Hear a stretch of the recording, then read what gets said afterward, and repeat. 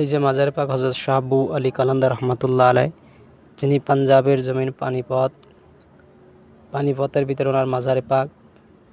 দুনিয়ার ভিতরে হজরত লাল শাহবাজ কালান্দার রহমাতুল্লাহ আলাই এক কলন্দার, যিনি পাকিস্তানের জমিনে। হজরত শাহ আবু আলী কালান্দার রহমাতুল্লাহ আলাই, যিনি পানিপথ পাঞ্জাব ভারতের জমিনে। আর একজন কলন্দার যিনি কর্ণাটকের জমিনে, উনিও ভারতের ভিতরে, দাদা হায়াত আলী শাহ কালান্দার, যেনার মাজার চিপ ব্যাঙ্গালোর, কর্ণাটক। তো হযরত শাহ আবু আলী কালান্দার রহমাতুল্লাহ আলাইহির মাজারে পাক কিন্তু অনেক সুন্দর আর অনেক দেখার মতন, চোখ জুড়াই যায়। হ্যাঁ, যারা একবার গেছেন দেখছেন কিন্তু প্রচণ্ড সুন্দর। ওনার রওজা পাকের মানে কারুকার্য বা হাতের যে কাজগুলার উপরে বা তার সাইডে, দরবার শরীফ কিন্তু বিশাল বড়। হাজার হাজার মানুষের সমাগম হয় হুজুরের দরবারে। হ্যাঁ, উনি কিন্তু পানিপথের কুতুব। ওনার পীর মুর্শিদ হজরত আশেকে আল্লাহ, হ্যাঁ, যিনি আরাম করতেছে দিল্লির জমিনে, দিল্লি মেরুলি শরীফ খাজা কুতুবউদ্দিন বখতিয়ার কাকি রহমতুল্লাহ দরবারের কাছে।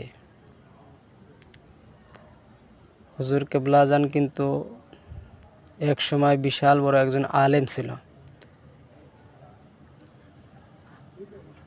আলেম থাকাকালীন একজন দরবেশ ওনার কাছে আইসা বলছিল যে, তুমি আল্লাহ তাআলা তোমাকে এই শরীয়তের এই নামাজ কালাম এই মাদ্রাসায় পড়ানো, এইটার জন্য আল্লাহ তোমাকে পাঠায় নাই, আল্লাহ তোমাকে অন্য কিছু করার জন্য পাঠাইছে। এই কথা বলার সাথে সাথে ওনার ভিতর থেকে দুনিয়ার যে একটা ছিল, একটা মহাব্বত ছিল, ওইটা টোটাল উঠে গেছে।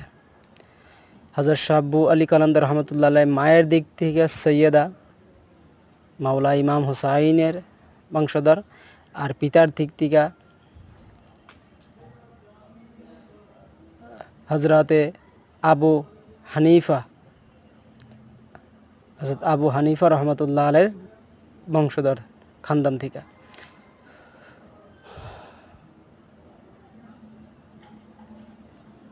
এই পাঞ্জাবের জমিনে বেশ কিছু দরবার আছে।